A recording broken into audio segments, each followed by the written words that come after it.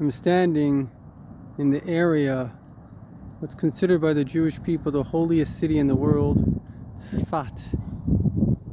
And this is the area where Jewish mysticism was revealed. Right across, you're going to see a little village. That's the resting place of Rabbi Shimon Bar Yochai, who wrote the Holy Kabbalah. And along the way between Tzfat and Meron is actually where the great disciples wrote. Much of the Torah, of course, comes from Jerusalem, but much of the mysticism particularly comes from Tzfat. And when the mystical tradition of life corresponds with all of our scientific, particularly quantum physics, we know that this is something to be adhered to. This is the absolute reality. And there are many different components to what both quantum physics and Kabbalah teach us, but there's only one that I want to share today, which is more important than them all. And it's very, very simple. There is no such thing as free choice. There's only such a thing as choosing freely.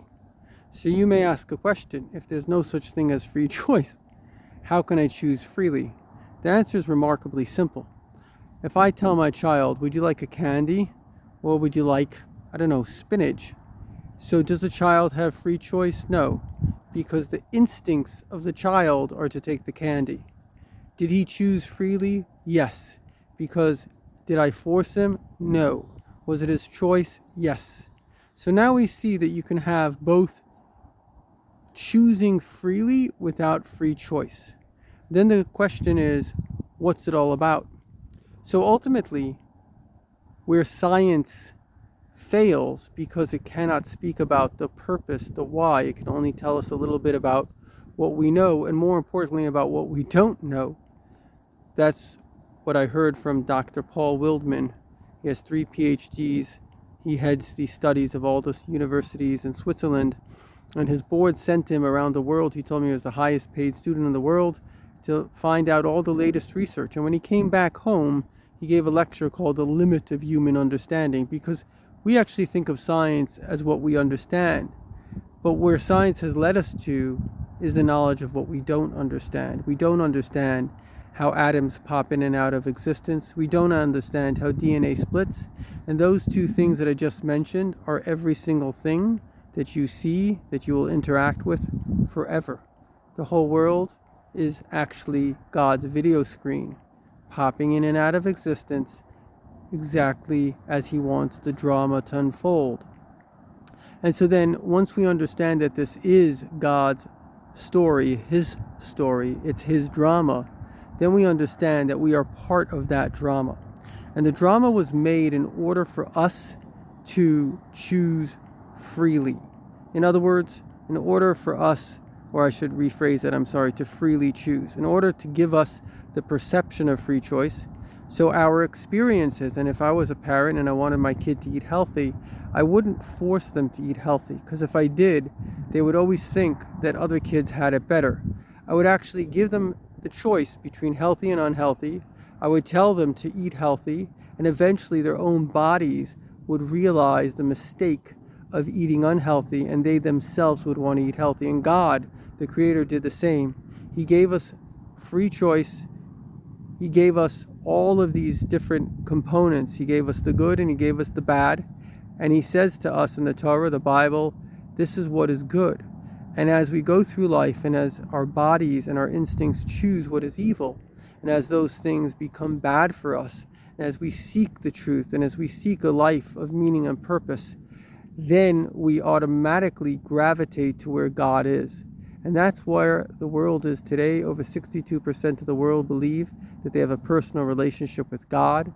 Over 84% of the world believe that in a higher power or in God. And so even though it seems that the voice of the morons that are trying to, basically, they've been hijacked by their sexual perversion, and all they're trying to do is justify sexually perverted behavior. It's the human mind that is basically hijacked. As Margaret Thatcher said, a person without religion is a slave to their passions. So it's just a self-justification of a instinct. But these societies have come and gone, whether it's Rome, whether it's Greece, they all fall to their own moral decay. Because if you have a building and you don't maintain it, if you have a home and you don't actually pay the bills, it will fall apart and it will destroy. And this is very relevant to the times that we're in now. There's a great divide between those that are rational, those that are following their mind, and those that are instinctual. They're following basically their perverted instincts. And they will lead you to complete disaster. All of human history shows this as a good line. Bad times make strong people make good times make weak people, which is the times we're in now. The delusional side of trying to appease your enemies, give in to all your sexual desires, that is not going to that's not going to build your society. In fact, these societies, many of them have reached the point of no return. There's a certain amount of children each woman needs to have in order for there to be a future. And if not, like it's 1.7 or something like that, if you don't do that, there will be an population implosion. Many of these countries, there are many older people, not enough younger people.